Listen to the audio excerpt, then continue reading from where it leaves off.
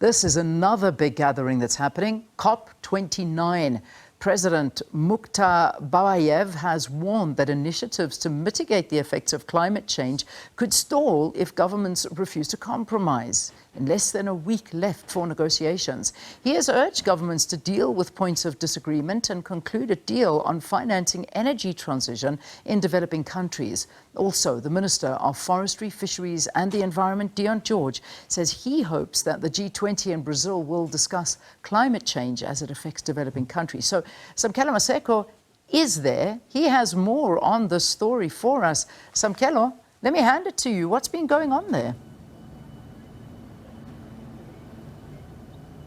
At this point in time, Leanne, there have been negotiations ongoing, particularly that heated debate between the developed nations versus the developing nations over that financial assistance for the just transition.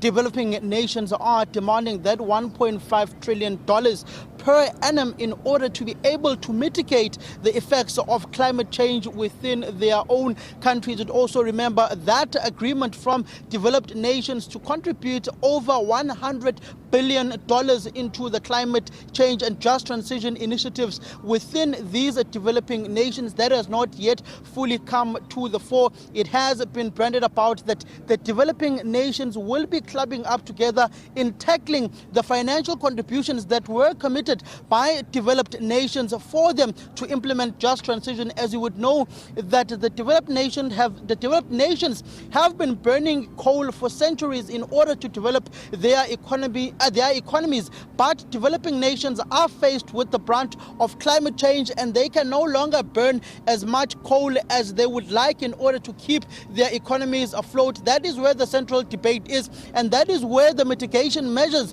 that will be co-chaired by South Africa's Fisheries and Forestry and Environment Minister Dr. Dion George will be negotiating that $1.5 trillion that is needed to mitigate through the effects of climate change. So today obviously is a big day, and we've been hearing calls from our minister in terms of what he's hoping to achieve and what he's going to be asking these countries. And this should be quite an interesting thing that does happen. So Samkele, talk to us a little bit about today and going forward for COP29.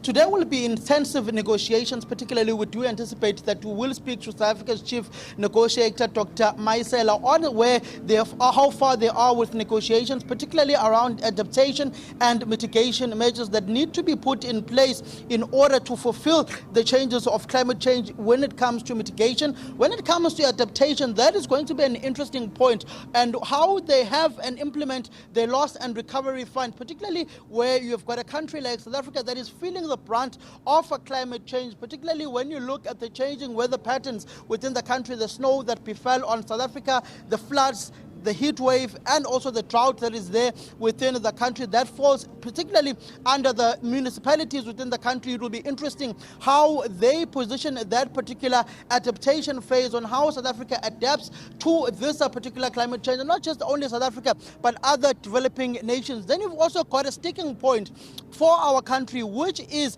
the CBAM that is being implemented by the EU countries, where they are looking for less carbon emissions or carbon contents on the products that they import from other countries. You do know that South Africa is a huge exporting country when it comes to the automotive sector. That is going to be largely affected by the CBAM that is being implemented by the European countries. We do know that the National Business Initiative has been engaging with government to say that if they do not transition faster to less carbon emissions when it comes to the automotive sector, South Africa could lose that particular market to other nations that have veered off into electric vehicles. Particularly when you look at South Africa, that particular sector, the formal and informal sector, where do those people go? Where do you train them? What are the mitigation measures and adaptive measures that you put in place in order to make sure that you do not lose the value chain within that automotive sector, as you also don't want to lose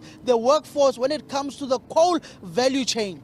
All right, Samkele, let's leave it there. As you say, big negotiations underway today. Samkele Maseko, SABC News reporter out and about in Azerbaijan as he covers COP29 for us.